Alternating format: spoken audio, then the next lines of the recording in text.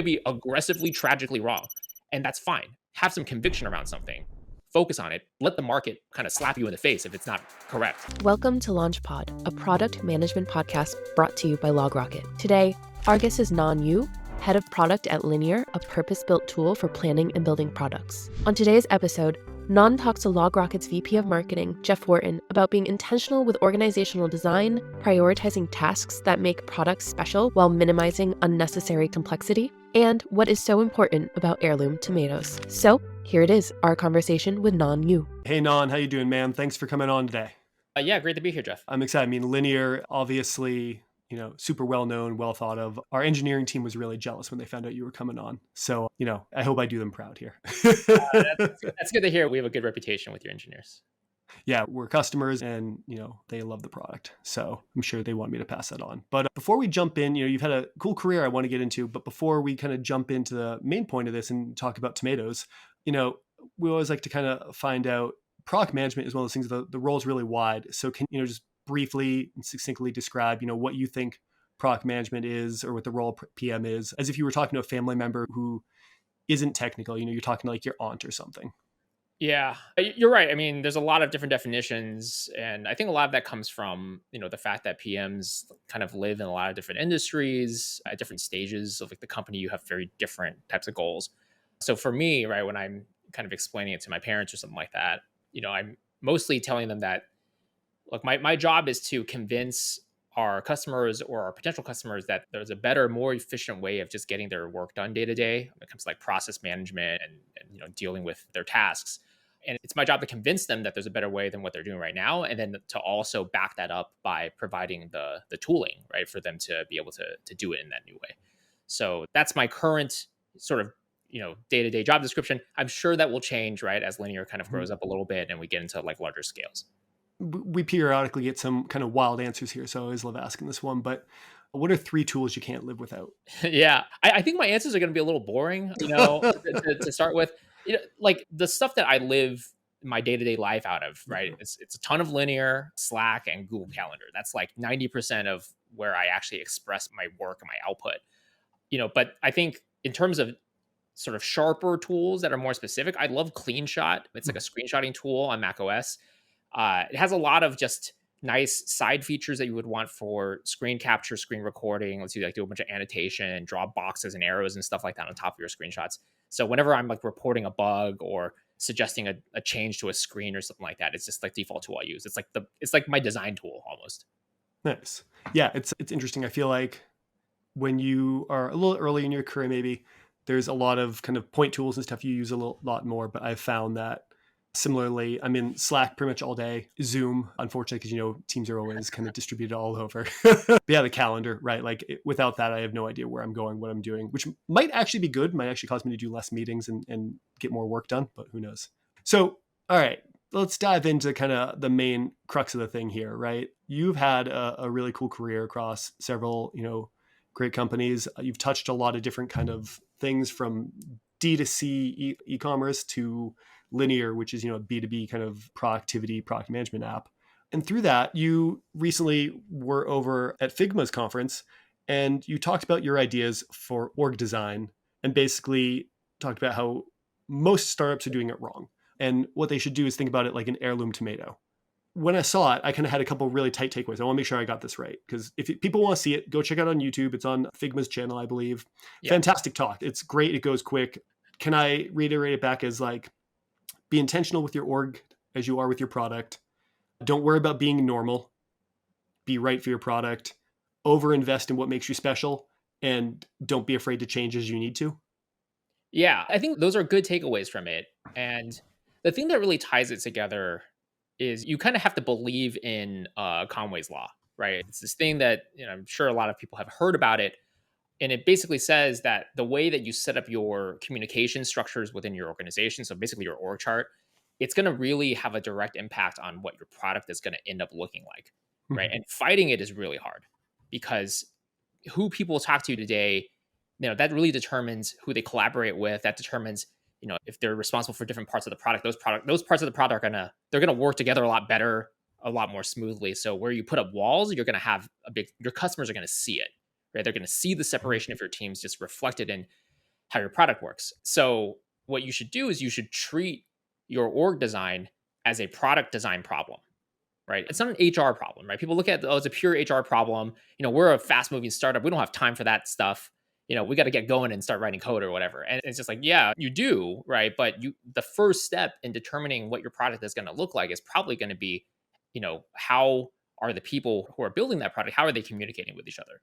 So that setup is upstream of all of that. And I think that's something where people kind of miss that a lot, right? They want to do something like normal or standard for their product, and it ends up being something that they have to fight against when they're trying to make the product that they actually want. Yeah. And that's the problem, right? Is you start to get people who are experienced in building products, maybe not in teams.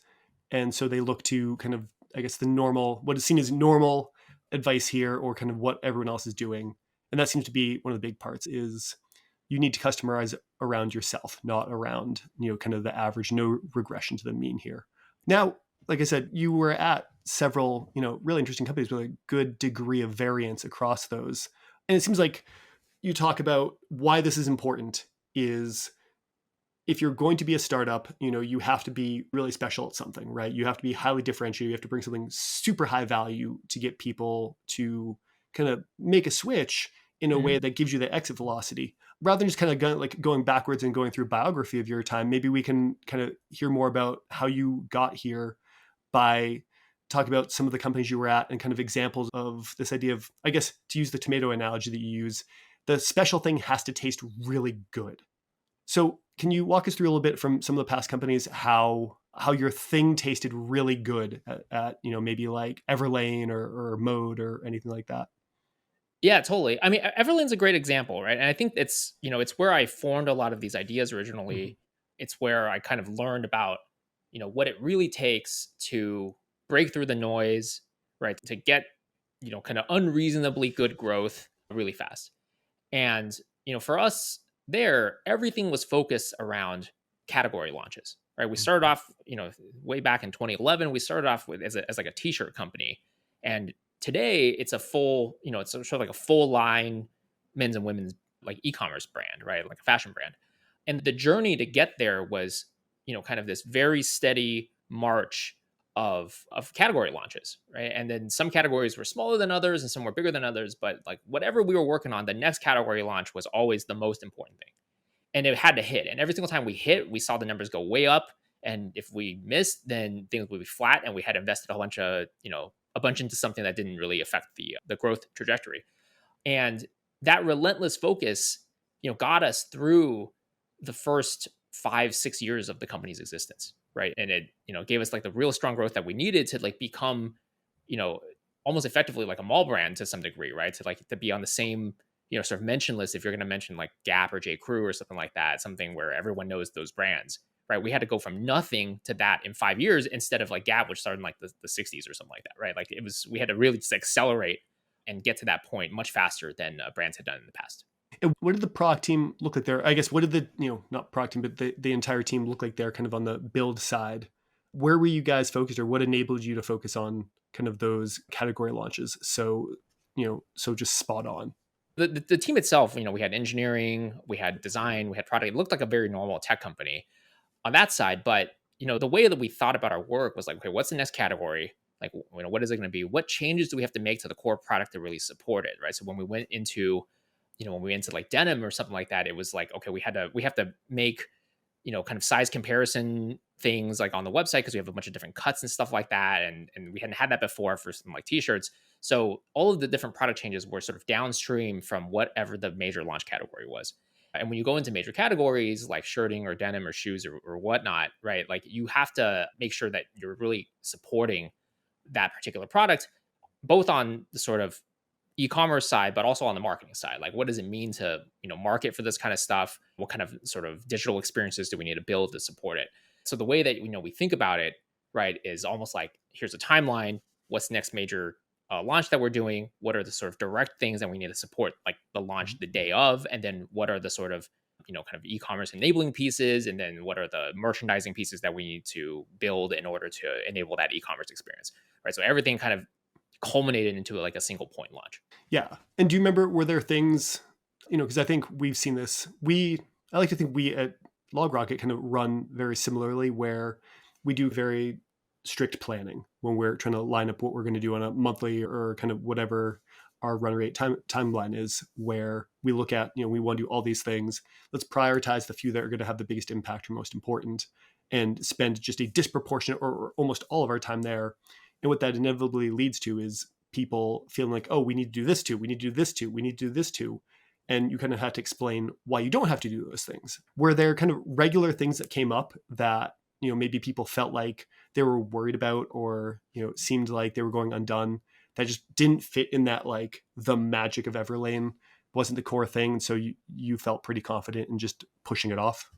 Like when I gave this talk, I had a very specific audience in mind, right? It was startups who had, maybe found their initial traction and they wanted to like figure out like what to do next, right? They have money now, they have, they have income, maybe they raised a couple of rounds or something.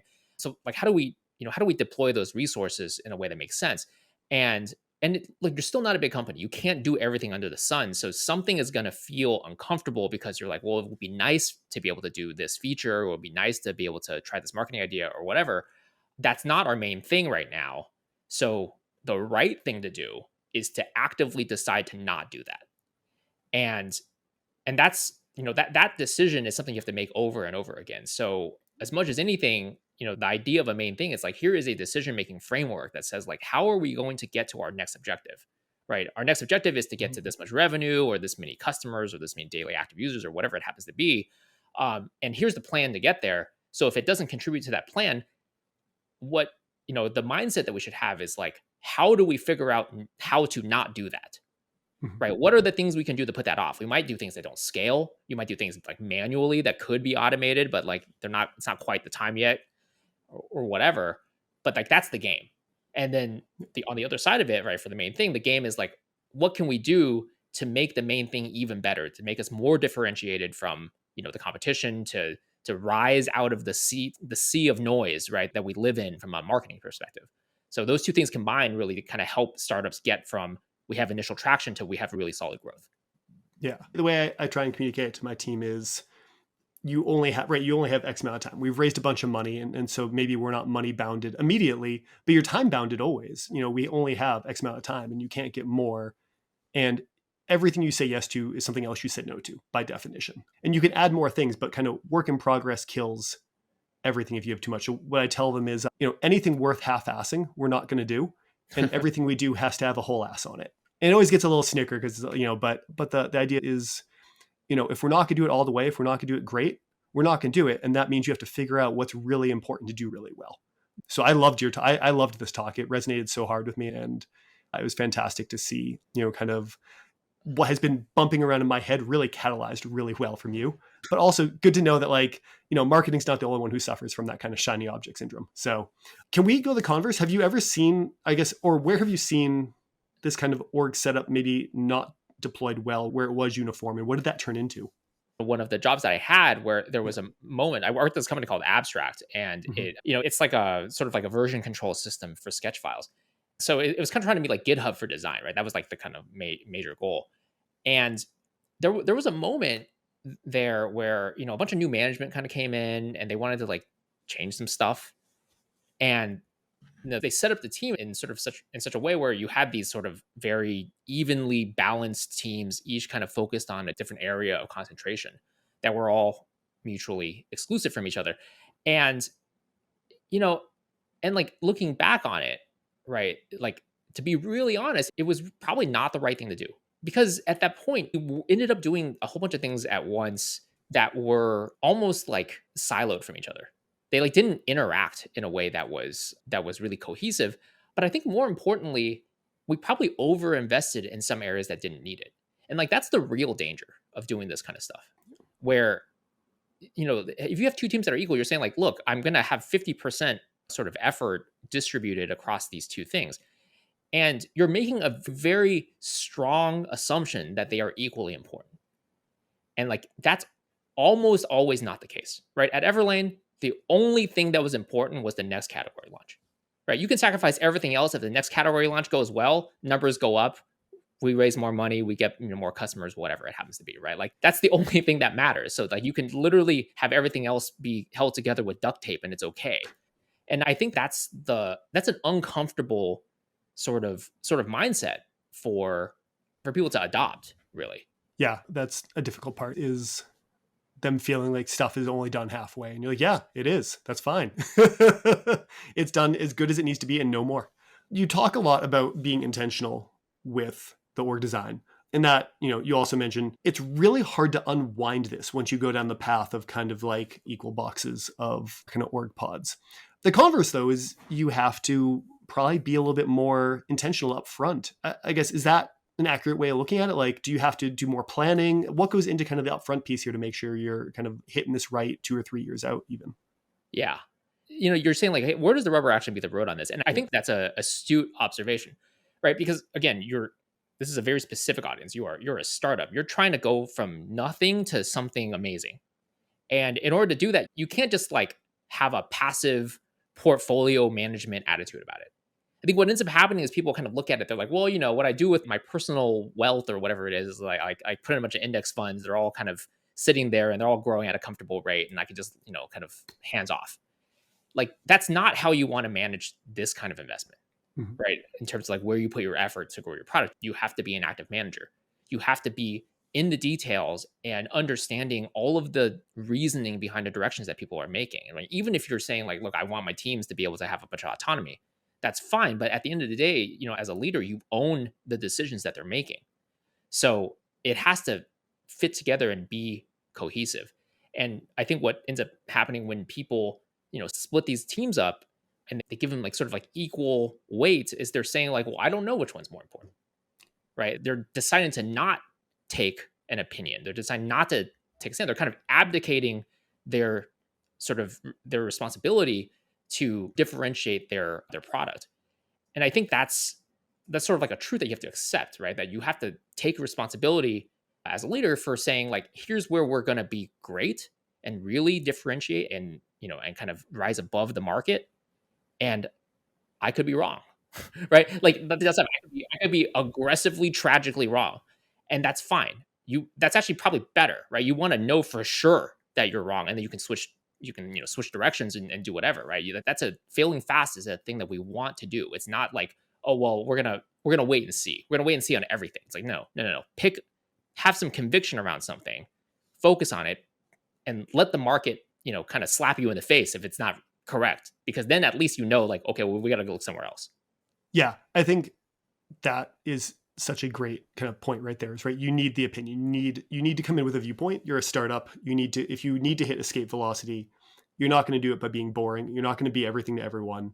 Be opinionated. Go take the risk. Because you're definitely going to fail the other way. If you kind of like peanut butter it, you're going to fall down.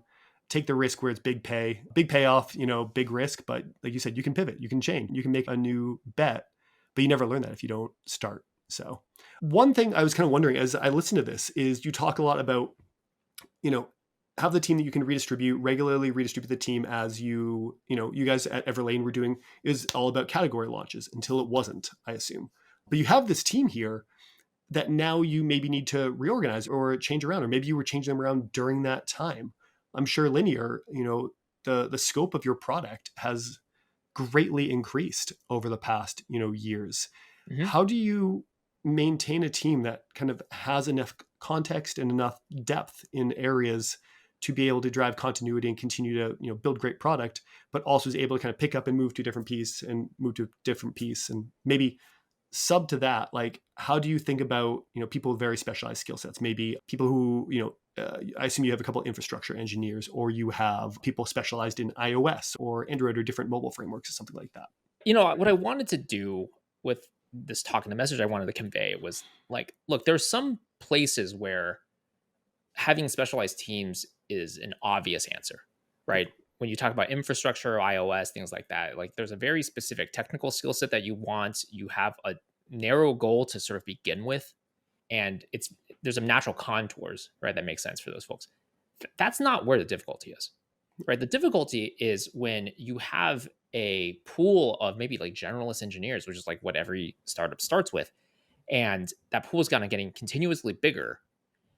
and you have a large product surface, and then you have to make some decisions about how you're going to manage that. And it's like a fairy tale that you can tell yourself about, like, well, I can split up my product into these sort of, sub components, kind of different use cases or something like that, and then we can have like a different team, nice and tidy, kind of handle that use case. And it's not even always wrong, right? That's true in some subset of cases. Like there's this really great company called Post Hoc. They wrote this blog post recently about how they structure the engineering teams. Post Hoc is like 9 different products all kind of living side by side, and they're all sold individually and priced individually and stuff like that. So yeah, if you have that, then like you have 9 lines of business. You can have 9 different teams that each focus on that. That's like completely fine, right? That's a natural contour. But creating sort of these artificial distinctions because it's like convenient for you as a manager, like that's where people end up getting themselves into a lot of trouble. And so when you're thinking about like how to set up your teams, like how does your customer think about your product? Our customers have to use our whole product. They don't get to like choose some subset and be like, this is the only part I interact with, right? They're forced to interact with most, if not all, of the product because it's how they do their job. So we should be able to keep it in our heads too, right? Our sales team has to sell, they have to pitch the entire product. They don't get to just sell this little tiny portion of it, right? Our support team has to answer questions about any part of the product that comes in. They don't get to just pick one subsection of it. So I think as product developers, we kind of have to own that, like, if it's too complex for us to think about all at once, it's probably too complex for our customers to think about all at once. So like that's also one of these other areas where there's a lot of like customers can see this, right? If they see your product and they see one area that's like obviously built by one team and it works in one way, and there's another area which is obviously built by another team, works a completely different way, like you don't even understand that you have that complexity baked into your product yourself because no one person like sees it from that customer perspective, but the customer, it's like obvious to them. So I think if you want to hold all those things constant, you really have to kind of commit this idea of like it's totally acceptable and expected, right, for the product development team to like understand the entire surface of the product simultaneously. I think you just said potentially the most motivating line you could have, which is, come on, guys. If sales can do it, you guys can do it. Although I love our sales team. So I digress on that. But I feel like that is a good prodding one. You can, engineers start to claim that they're too specialized. Sales knows the whole product. So you got to know it too, guys. Let's go. Come on, folks. I have so many questions kind of off of this piece right here. So I'm going to try to not, sit here for the next 3 hours with you and take up the rest of your day. But kind of on this, right? There is kind of conventional wisdom. I think High Output Management made this famous, and a couple other books about kind of size of team from a ratio of contributor to manager, right? And they all say it's 6 to 8 people per manager, or there's some wisdom that all floats around about that. Given what we've talked about here, you could very easily end up with a balance of 20 to 1 or more than that. I guess, how do you think about that in this situation? Like, how do you ensure that you have the kind of leadership set up where you can support that? Because I don't think that's necessarily a bad thing, but how have you guys at Linear kind of made sure that you can support these uneven teams where someone might be supporting a lot more contributors than others? Yeah. There's this thing that we all understand as like engineers, that work will expand to fit the space. You see teams where there's like a product manager per 5 or 6 engineers or something like that, right? It's like a very low ratio. And what will end up happening is a couple of things, right? One, they're going to maybe create a bunch of work for themselves because they have to like justify their existence. But there's another aspect of it, which is engineers will tend to check out a little bit from understanding how the product actually works, understanding the customer, that sort of thing. Because, well, we got this PM sitting right here, and I don't want them to feel like I'm like doing their job, right? I don't want to like step on their toes. It's not out of laziness necessarily, right? It's more out of like, well, this is someone's job description. So, it wouldn't feel right for me to do that. And then you start having this like learned helplessness as soon as like a customer has a question about the product or like complaint, or they file a bug even, and the engineer was like, well, I don't know how to interpret it. I have to ask the PM what to do.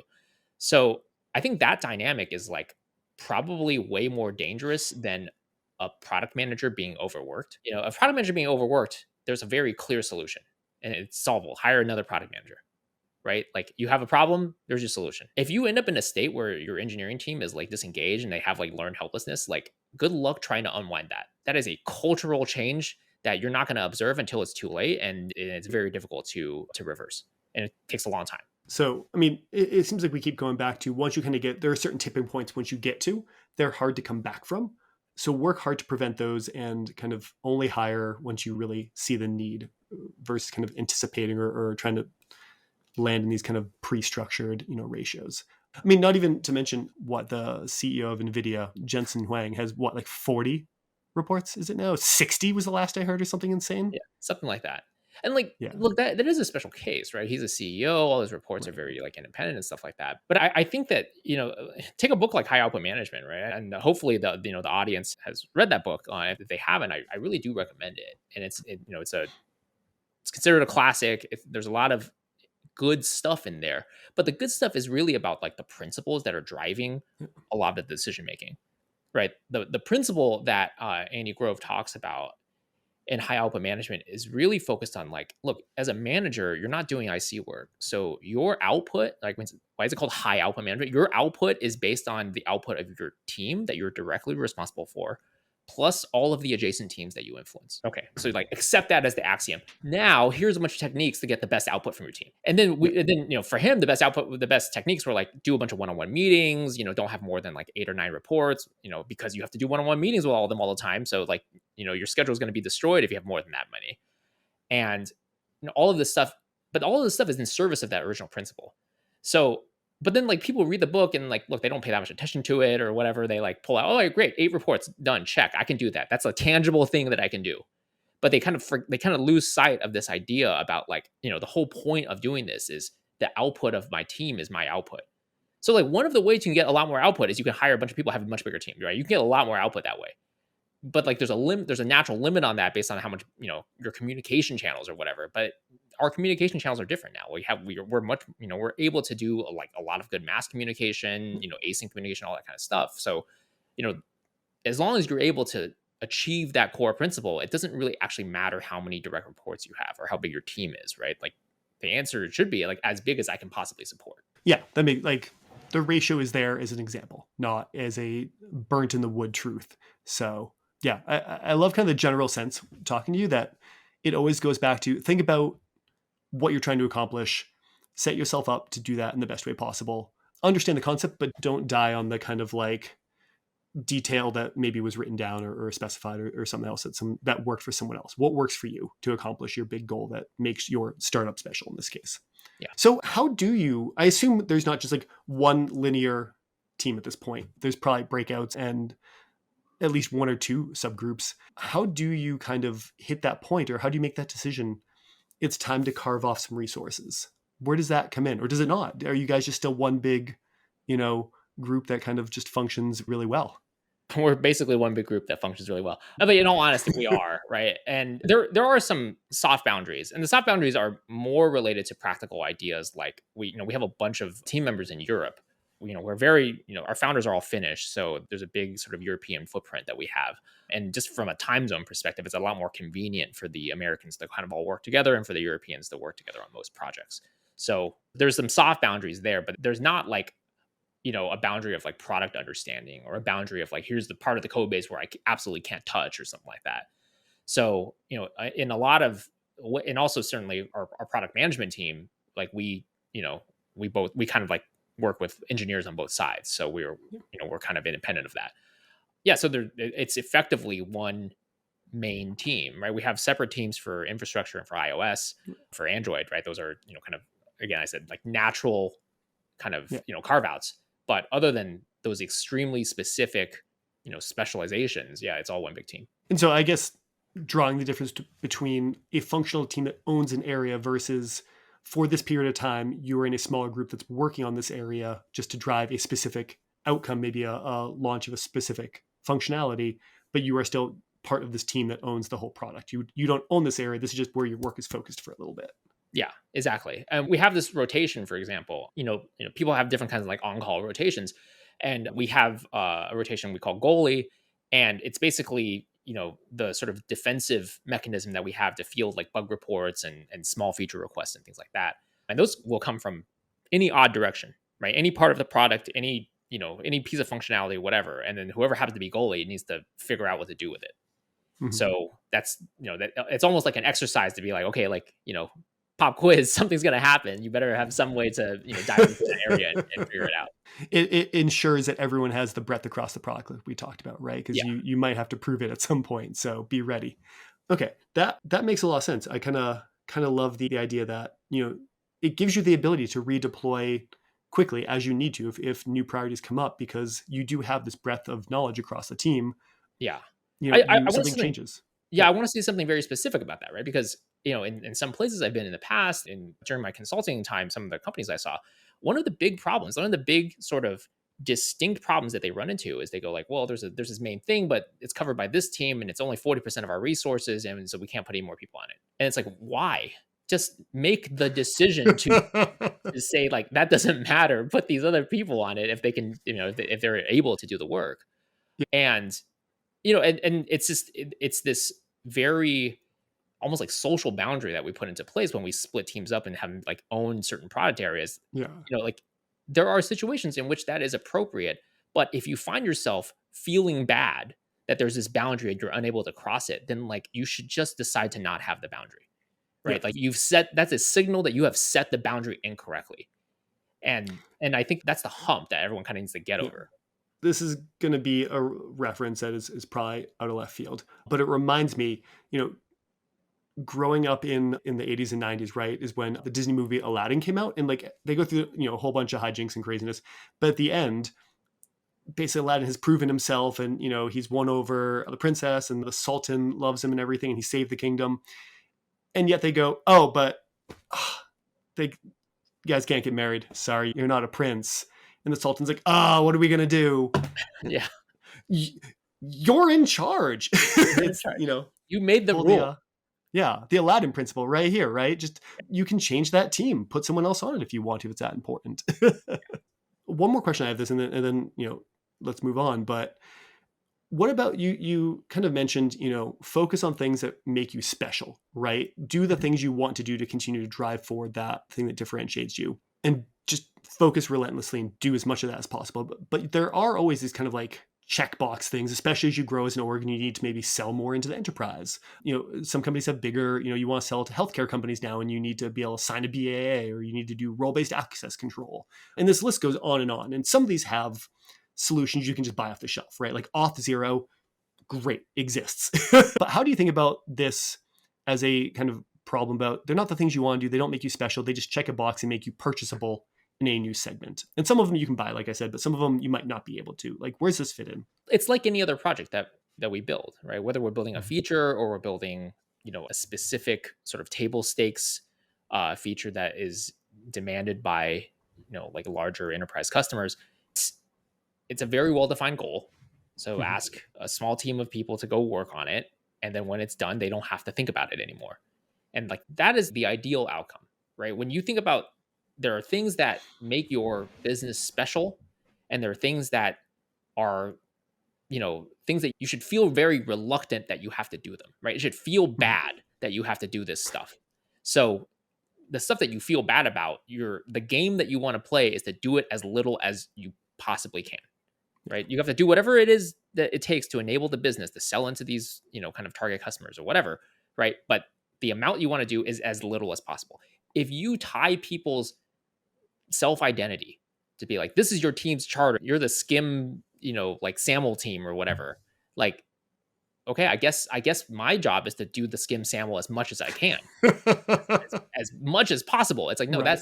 That is WorkOS's job, right? That's not your job. Your job is to do it as little as possible, because that's not what your business is. Your business is, like selling clothes. Your business is making productivity software or whatever it happens to be. Maybe this is the best right? This is taking your point and moving to the extreme of just these things that are clearly not core to business. You would never have, at least I hope not, that I don't know a single company that has like a role-based access control team or anything like that, right? It's something you have to do. And like you said, you do it, you check it, and you move on. You get out as fast as possible. So yeah, it seems like people already understand this principle. They just are worried about expanding it to the rest of their team and kind of expanding how they think about other parts that maybe aren't so binarily obvious. So as much as I love tomatoes, and I do think the analogy you drew there, Heirloom tomato org chart, is great. It's spot on and tells exactly what it is. I want to move on and talk maybe a little bit about Linear itself, if that's cool. because I Yeah, of think course. you guys have a lot of really neat kind of cultural and operational things that have just set you apart that I have just been so damn curious about, and I have you here now. So like I went through a decade and a half ago at this point of running a team where we ended up using Asana and so on and so forth. And it seems like at some point, there was the opinion a little bit that like project management is a solved issue. There was a while where there wasn't a lot of new solutions coming online, or at least none that were really blowing up. Mm. Then you guys came along and just exploded. Like, and I love your take on this, right? Your goal with Linear is to, help make sure that everyone's focusing as much as they can on their main thing, right? Like you want everyone's day-to-day experience to be great. You had a great story here about, you guys loved writing software when you were younger, and then somewhere along the line it got not fun. But like, how did you come in to this industry with the idea that like we can bring something in to this problem that we can change? And then what are the vital pieces of the kind of culture and process and everything that you guys do to deliver on this? I like your framing about, you know, is this not a solved problem? It seems like there's these legacy solutions that have been around forever. There's a bunch of like newer generation ones that all kind of do the same thing. And I think that's certainly something that people would ask before they like invested in the company, or, when we talk to candidates, then they ask that too, right? They're like, well, how, does success look like you just become Jira? Like, what does the success look like? And I think the best way to sort of illustrate it is the experience that we have talking to eng managers and product managers when we're doing kind of discovery calls, right? We'll ask them these questions around like, oh, tell me about, your team's planning process, or tell me about how you manage projects. And they're ready to talk about it, right? They're like, okay, we got this setup, we got this customization, we got this, automation, whatever, right? They'll talk about all this stuff and then show us all the spreadsheets and things. And then we'll ask them, okay, so think about the last project that you just launched, or the last quarter that you planned, or whatever it is. Did you do that? The thing you just told me that this is your process? And 100 times out of 100 answers, oh no, we weren't even close. Like we did maybe half of that, right? Like, it was all a pipe dream, right? To Yeah. start with. And it's because, yeah, like I know, because like you have some idea about what your ideal is, and reality never seems to match it.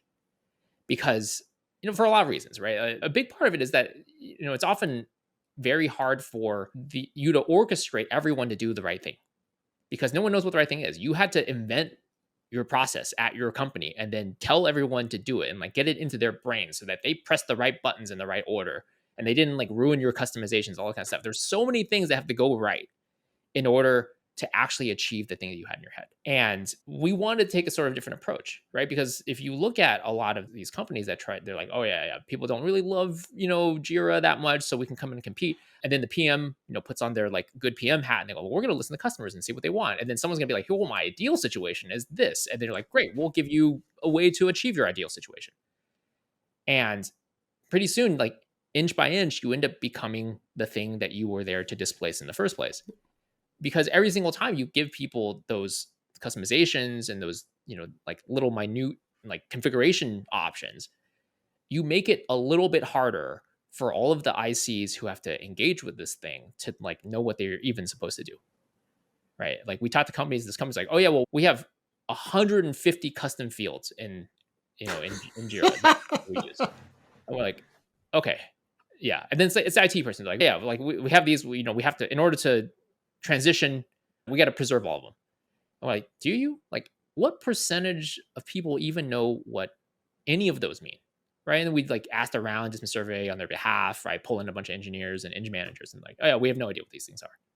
They're legacy, they're there, someone added them, it's like accumulated cruft. So, but like all of those things, like someone thought that was their ideal, right? At some point, at some moment in time, someone thought that was their ideal. And it turns out that it was just hurting them, right? In the long run. So what we're trying to do, right? Our thesis is that like, we are here to help you in the short term be really fast, because there's no figuring out what you're supposed to do. Everything is very natural and intuitive. And in the long run, you're not accumulating a whole bunch of cruft because someone at some moment thought this was their ideal outcome. And now you have to deal with the ramifications of it, right? So that hopefully by adopting Linear, you're both winning in the short term and the long term. Yeah, that would have been wonderful. I just remember I have nightmares of one tool we were using. I won't name it, but at a past company where no one would update anything because it would take 45 minutes to update a ticket or to put in a new ticket, because you had to not just write the description and put it where it is in the process, but you had to write all these kind of sub things that, or fill out, check boxes or pick drop down menus, or, that no one ever used, but it was required Hmm. to do it. And you couldn't turn it off because there was a central admin who's like, oh no, this team needs this one and this team needs this one. But we have no way to rationally do it by team. So everyone has to do all of them, even if it doesn't matter. So it just didn't get used. It was shelfware, but it was like functional shelfware where no one even realized it was shelfware. It's a sort of false promise, right? That a lot of people take on this, because this idea is like, well, if I just had this extra thing that I've required everyone to fill in, then I could report on that extra thing. I can get you this nice chart that's sliced by that thing.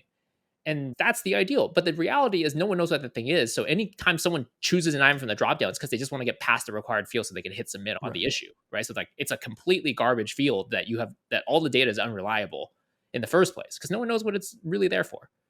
And the final sort of step in any of these issues is someone has to write the code, they make the pull request, they merge it, and then it's in your product now. And then the issue, it just like doesn't matter anymore, right? It's like, you might need it for reference or whatever, but all of that stuff doesn't matter. So what we're trying to do is just get you to like a merged pull request way faster than you otherwise would get to. That's the key, right? Like if you are a software product, and everyone, what I have realized from being at LogRocket now, I've been in software for a long time, but this is one of the most widely utilized products I've been at, is that every company is a software company now. And so everyone needs to think about how, if you can get a pull request out a little bit faster, if you can ship that feature a little bit faster and multiply that over teams and engineers and all the resources you throw out building these great products, your velocity skyrockets with small optimizations potentially. So yeah, this is such an interesting thing, right? And I guess that kind of goes back to, or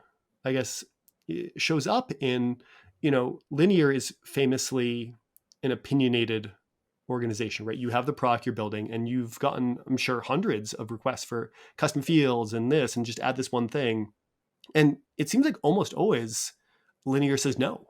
And yet you're still growing really fast. So I guess back to your point, you find ways around those things to do the core thing, and you're clearly picking the right things to focus on. But I guess, is that where that kind of comes from? Is, people ask for maybe that point thing or that one thing to make it perfect, and the rationale is no because of this, or is there a different thought behind that? Yeah, I think that's mainly the case. We're very sensitive to Mhm. introducing any features that are basically like that let like a middle manager express some ideal scenario that they hope to achieve, but in reality adds friction to the day-to-day life of an individual contributor, right? If anything Mhm. has that dynamic, we really like question it a lot. And so when we see stuff, it's I think everything is kind of viewed through that lens. Yeah. And the way that you become very similar to incumbents, or very similar to even the sort of next generation after them that kind of have ended up in a sort of similar space, is you keep saying yes to that kind of a request, and then you just become no different. Yeah. And people have the same problems, right? It might be a little more performant, but the real enabler of velocity is you just have to do fewer things in the first place. I heard you really succinctly put this. You were talking about it on another podcast I think you were on. Basically, you don't want people spending their day in Linear, or at least their whole day, right? You want people to not even realize necessarily that they're spending time there. Focus on your job and create something that allows them to focus on their job better. Yeah, yeah, Yeah, absolutely. It's I love that. people talk about like, hey, what metrics do you use and stuff. I'm like, it's hard to do metrics. Like time in app is not necessarily a good metric for everyone. Okay, we're running short on time, and I have one thing I've desperately wanted to find out about Linear, and it's work trials. Sure. How does this work? Like, I get the benefit. I get the benefit on both sides, right? You, as a hirer, get to try someone out and make sure that they're capable, which is really hard to do in an interview. For them, they get to test out a new org and culturally make sure it makes sense, which is also great because I think we've all probably had that time that we went into a new company and just almost instantly have buyer's regret. Functionally, how does that work, right? Like, so someone comes in, like maybe people are between jobs, and that's a great time, but that's probably the exception. How does that work? Like, how do you negotiate this kind of like 3 to 5 day period where someone's going to come in and do this? They can't just tell their job, like, I'm going to go do a work trial. Yeah, totally. Look, we try to be as flexible as we possibly can with Mhm. people's needs and their schedules and things. So, we've done all sorts of variations on this where we, put a couple of days in the weekend if it's a bunch of IC work that they have to do anyway. normally what people do is they just take some PTO, and look, our work trials are fully compensated, right? At a competitive rate. I We love are that. basically just buying people's PTO from them. We're like, look, can we buy some PTO from you? And I think what's really underrated, like people look at it, and the people who kind of scoff at it or say things like, well, I would never spend that much time on a job that I wasn't sure I wanted, and not sure that you want it, because there's an interview process before this. And if at that point you're not like, this is the place for me, then that's fine, right? Like that you should have just made a decision not to proceed in the process anyway. But for the people who like really do or like are interested, like we want, in the long run, we're trying to reduce our employee churn, right? Employee churn comes from two situations. One, it's like, oh, well, this wasn't the right fit, we have to unfortunately let them go. But another one is like, they're like, this wasn't the right place for me. I thought it was, but it turns out that after just, interacting with everyone, working real closely with people, like we just don't get along or whatever. And like, that's such a big risk to employees, because people stay at places a long time because it's just like so much of a hassle to find a new job, because like, you especially if you want some stability for your family and stuff like that. And I think that the folks that really get it, they look at it as like an opportunity. Like, yeah, I'm willing to sell you 3 days of my PTO to have certainty that this is actually a move I want to make. Because the downside of making the wrong choice is I quit this job that I was fine at before, right? And like upended my entire work and maybe family life in order to do a thing. And now I have buyer's remorse and I have to go start the process all over again. And we do not want people to be in that situation. So, I think for us, it's largely that's like motivating it. It's funny. I think it's something people are often skeptical about, but when you kind of frame it that way, it's just like, God, thank you for making this better. Like that, it makes sense. And, it seems like a really, employee, but also employer centric way of just making sure that, like, I always kind of talk early in interviews about, let's find if there's a match both ways here.